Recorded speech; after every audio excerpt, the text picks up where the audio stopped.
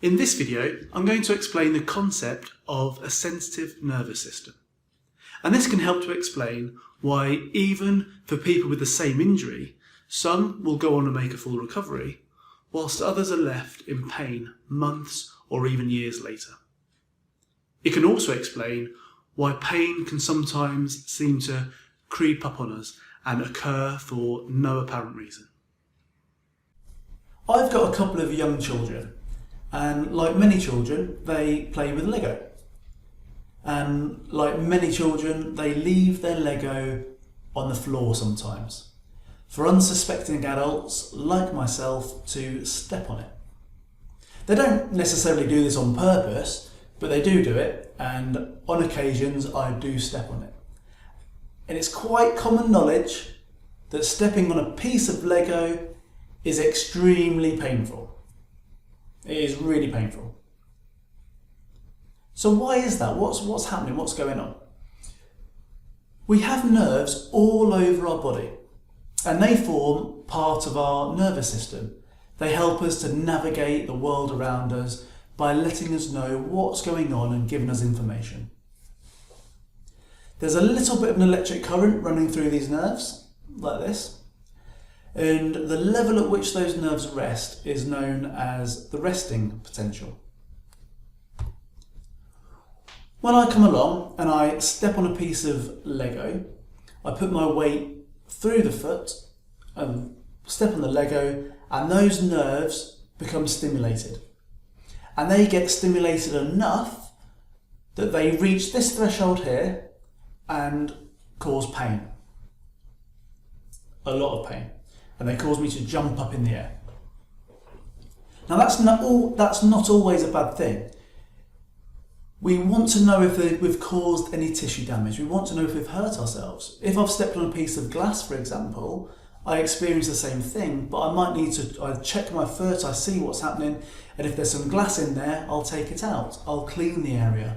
If it's bleeding, I'll put some pressure on there to stem the flow of blood. So pain itself isn't necessarily a bad thing in this situation, because it helps to drive our behaviour to keep us safe. When I step on Lego, it doesn't cause any tissue damage, so it hurts, but it's not too bad. But anyone that's stepped on Lego or has done anything similar will know that when you take your foot off that piece of Lego, the pain does not go away straight away. Oh no, that pain lingers. It stays there for a while. It can throb a little bit. And then after a few minutes it subsides and you can carry on again. But why is that? The reason for that is because when these nerves are stimulated and they go past this threshold which we feel pain, they don't suddenly, and you come off that piece of Lego, the nerves don't suddenly come straight back down to their resting potential. They slowly come back down to that resting potential. And whilst these nerves are still above this threshold, we can still feel pain and it still throbs. If we've actually caused any damage, sometimes this area here will stay sensitive to keep it painful, and that's there to protect us as well, so we don't cause more damage to the area. We don't inadvertently use it by accident, causing further damage and taking longer to heal. So whilst it's healing, if we've caused tissue damage, these nerves stay sensitive. If you've got a cut, for example, the area around that cut is also more sensitive, and that's because the threshold at which these nerves are stimulated is decreased, and the resting potential of those nerves lies closer to that threshold. But when we step on a piece of Lego, what happens is it eventually, over a few minutes, those nerves come back down to their normal resting potential, and we can go on and carry on enjoying life again. However, after an injury or an episode of pain, research has shown that for 1 in 4 people, the gap between the resting potential, so the resting potential here, and the threshold at which we feel pain stays sensitive, so it stays closer together.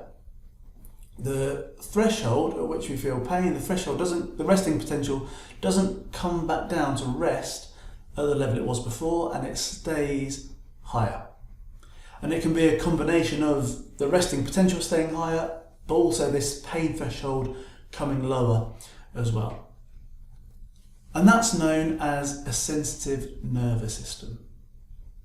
So what does that mean? What are the consequences of a sensitive nervous system?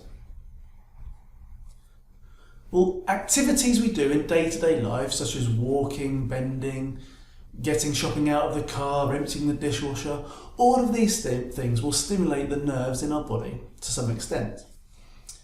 But when the gap between the resting potential and the threshold at which we feel pain, when that gap's at its normal level, these activities, because they're not causing us any damage, they stay below that level of so they'll stimulate the nerves, but they don't reach that threshold to cause pain. However, in those people whose nervous system stays sensitive and this gap is smaller, even day-to-day activities such as walking or bending and things like that, they stimulate these nerves enough that it reaches this threshold and it causes us pain. And that's not necessarily a problem with those activities. The problem is that our nervous system is too sensitive and these activities cause pain. It doesn't always have to be an injury or something like that to happen to cause this threshold and the action potential to be closer together. Sometimes that can happen slowly and creep up on us over time, and that's when pain can sometimes just suddenly appear out of nowhere or creep up on us.